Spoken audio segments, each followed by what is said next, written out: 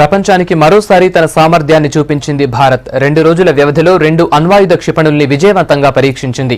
ఓ యుద్ధ నౌకను జలప్రవేశం చేయించింది. 6 ఫైటర్ జెట్లను రోడ్డుపై ల్యాండింగ్ చేయించి వైమానిక సత్తాను చాటింది.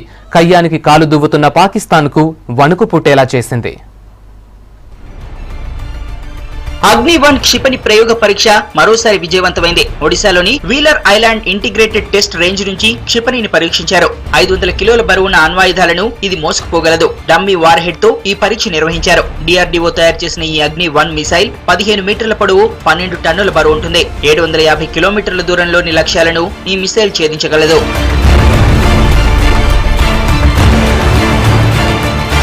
స్వదేశీ పరిజ్ఞానంతో తయారు చేసిన పృథ్వీ-2 క్షిపణిని నిన్న విజయవంతంగా పరీక్షించింది భారత్. ఒడిశాలోని చాందీపూర్ టెస్ట్ రేంజ్ లో వెంటనే 2 సార్లు ప్రయోగించారు. 500 నుంచి 1000 కిలోల బరువున్న అణ్వాయుధాలను మోసుకెళ్లగల ఈ క్షిపణి ఉపరితలం నుంచి ఉపరితలానికి 350 కిలోమీటర్ల దూరంలోని లక్ష్యాలను ఛేదించగలదు.